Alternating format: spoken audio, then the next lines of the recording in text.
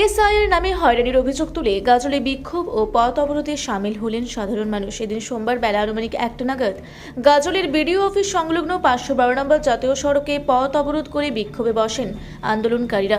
এর জেরে দীর্ঘ সময় ধরে যান চলাচল ব্যাহত হয় এবং চরম ভোগান্তিতে পড়েন সাধারণ পথচারী ও যানবাহন চালকরা। বিক্ষোভকারীদের অভিযোগ, গাজল ব্লকের বৈরগাছি 1 নম্বর অঞ্চল ও বৈরগাছি 2 নম্বর অঞ্চলে এসআইআর এর নামে বিভিন্নভাবে মানুষকে হয়রানি করা হচ্ছে। এই হয়রানি বন্ধের দাবিতেই তারা রাস্তায় নেমে প্রতিবাদ জানাচ্ছেন।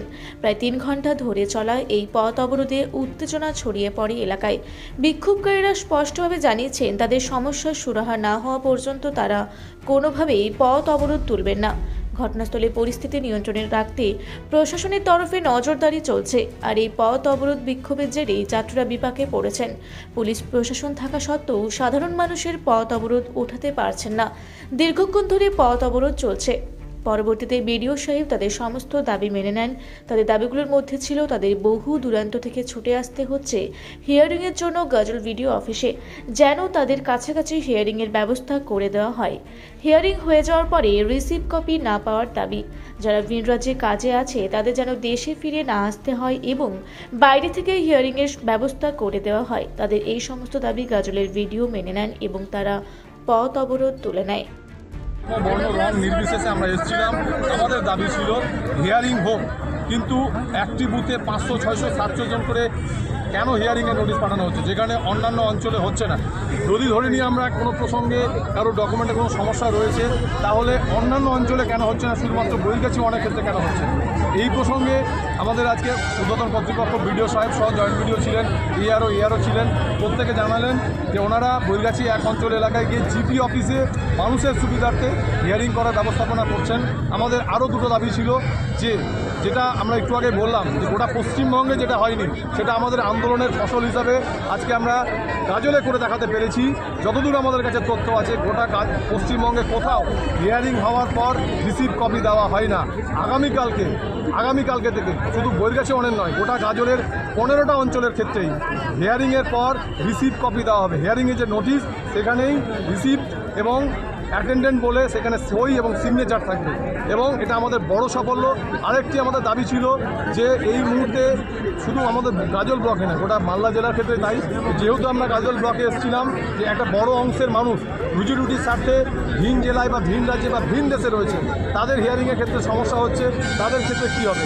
আমাদের যে ঊর্ধ্বতন কর্তৃপক্ষ জানিয়েছেন, এখানে যারা আধিকারিক ছিলেন, যে তারা যদি বাড়িতে একটা নোটিশ লিখে দেয়, একটা অ্যাপ্লিকেশন দিলেন যে আমি অমুক, আমার হয়ে হিয়ারিংয়ে আমার সম্পর্কে অমুক ব্যক্তি ইনি হন, আমি দিলাম, সার্টিফাই করলাম, উনি আমার হিয়ারিং কমপ্লিট করে দেবেন, তাহলে সেটা তার হিয়ারিংটা সম্পন্ন হবে এবং হিয়ারিংটা গ্রহণযোগ্য হবে এবং ওনার ডকুমেন্টটা হোয়াটসঅ্যাপে পাঠালেই হবে।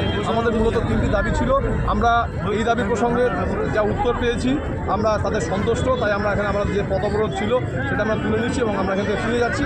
যদি দাবি না মানা হয়, যদি আমরা দেখি খাতায় কলমে বা কার্যক্রমে এটা হচ্ছে না, তাহলে আমরা আগামী দিনে আরও বৃহত্তর আন্দোলনের জন্য যাব। তোমার নাম কি, পদে আছে বা বাড়ি কথা? আমার নাম জিশান আহমেদ, আমি বৈরগাছি 1 গ্রাম পঞ্চায়েতের সদস্য।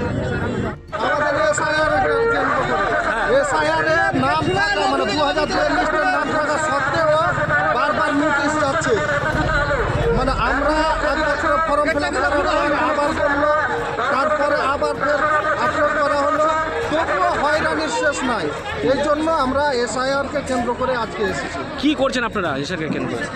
আমরা জানাতে চাই নির্বাচন কমিশনারকে যে সাধারণত মানুষকে কেন হয়রানি করা হচ্ছে, এসআইআরের নাম নিয়ে কেন বারবার হয়রানি করা হচ্ছে। তার জন্য কি করছেন আপনারা? কোথায় কি করছেন? বিডিও অফিসে আমরা মানে একটা দরখাস্ত বা নোটিশ দিতে এসেছি, যাতে বারবার এই রকমভাবে হয়রানি না করা হয়। তো সেখানে এখানে পথ অবরোধ করছেন। আমাদেরকে বিডিও সাহেবের সাথে আমাদের প্রতিনিধি গেছেন, কথা বলবেন, কি সুরাহা দিচ্ছেন, কি ফয়সালা দিচ্ছেন বিডিও সাহেব, ওনারা এসে বলবেন, তখন আমরা সেখান থেকে বলছি এই পথ অবরোধ কতক্ষণ ধরে করছেন আপনারা? এই আধা ঘন্টা। হ্যাঁ, কি চাইছেন আপনারা এখন? আমরা চাইছি যেন নির্বাচন কমিশনার আমাদেরকে এই রকম হয়রানি না করে। যারা লিগাল ভোটার, ইন্ডিয়ান ভোটার, তারা ঠিক যেন ইন্ডিয়ার ভোটার হিসাবেই থাকে। বাংলাদেশি কিংবা অন্য অন্য জায়গার রোহিঙ্গা যদি থাকে তাদেরকে ছেটে বের করছে, সেটাও আলাদা ব্যাপার, সেটা ঠিক আছে। আমরাও চাইছি কি যে রোহিঙ্গা কিংবা বাংলাদেশি এদিক ওদিকে বেরিয়ে যাক, নির্বাচন কমিশনার বের করে দিক। কিন্তু আমরা ইন্ডিয়ার, আমাদের বাপ দাদা 14 পুরুষ অব্দি ইন্ডিয়ার, অথচ আমাদের নামে, আমার নামে নোটিশ এসেছে। হ্যাঁ, এই পথ অবরোধ কতক্ষণ চালাবেন? যতক্ষণ পর্যন্ত না সিদ্ধান্ত হচ্ছে। আপনার নাম? আমার নাম MD ইব্রাহিম, বাড়ি আপনার? বাড়ি বরগাছি 1 অঞ্চল, দক্ষিণ আলীনগর, থানা গাজর, জেলা মালদা, পশ্চিমবঙ্গ। আমরা 15 থেকে 20 কিলোমিটার হয়ে এখানে হিয়ারিং করতে আসছি। সেই ব্যাপারে আমাদের অঞ্চল অফিসে হিয়ারিং এর ব্যবস্থা করা হচ্ছে। সেই প্রস্তাব বিডিও সাহেব অ্যাকসেপ্ট করেছেন এবং আগামী দিনে আশা রাখছি যে উনি সেই প্রস্তাবটাকে রক্ষা করবেন। মালদার গাজল থেকে শামীম রেজার রিপোর্ট, রূপসী বাংলা মিডিয়া।